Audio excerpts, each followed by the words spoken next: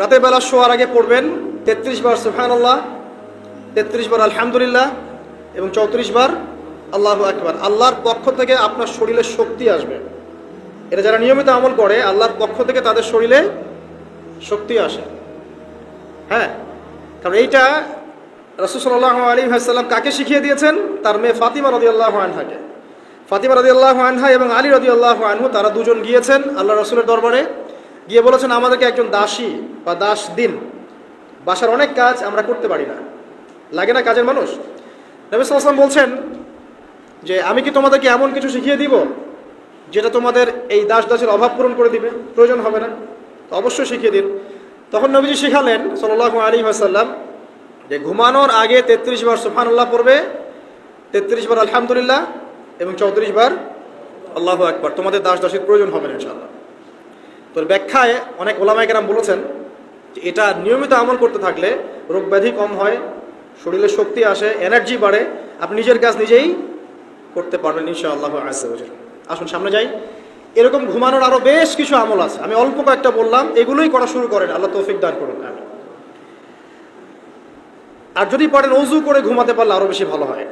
এবার আপনি ঘুমাচ্ছেন ডান কাত হয়ে, কি পড়বেন এই সময়? আল্লাহুম্মা বিসমিকা আমুতু ওয়া আহইয়া, আলহামদুলিল্লাহ, দোয়া সবার মুখস্থ আছে। এবার ঘুমান। এই যে ঘুমাচ্ছেন আপনি 3 ঘন্টা বা 4.5 ঘন্টা বা 6 ঘন্টা, আপনার এই পুরো ঘুমটা হবে ইবাদত ইনশাআল্লাহ তাআলা। এবং পবিত্র অবস্থায় ঘুমানোর অভ্যাস করতে থাকলে আল্লাহর পক্ষ থেকে আপনি সত্য স্বপ্ন দেখতে পারেন।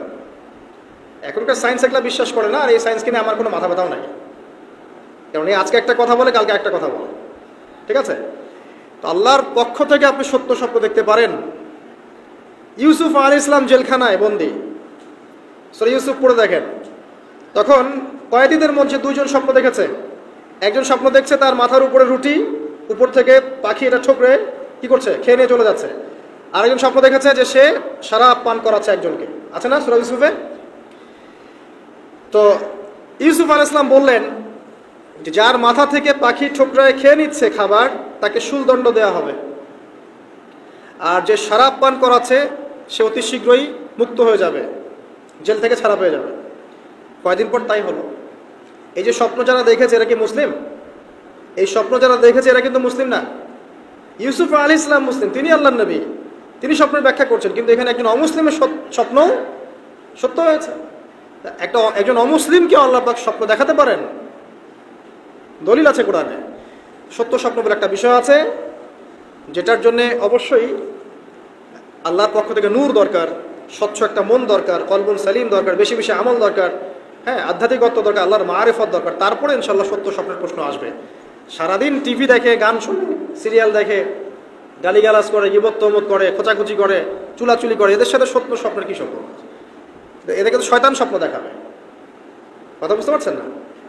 ফজরের নামাজের পরে নবী সাল্লাল্লাহু আলাইহি ওয়াসাল্লাম বসে থাকতেন, সাহাবীরা তাকে বলতেন কে কোন স্বপ্ন দেখেছেন, তিনি বলতেন, এবং তিনি স্বপ্নের ব্যাখ্যা ইন্টারপ্রিটেশন করতেন যে এটা এটা এটা এমন, এটা এমন।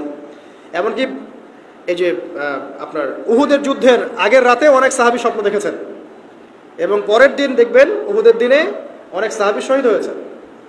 তো যাই হোক, ওইদিকে আমি যাচ্ছি না।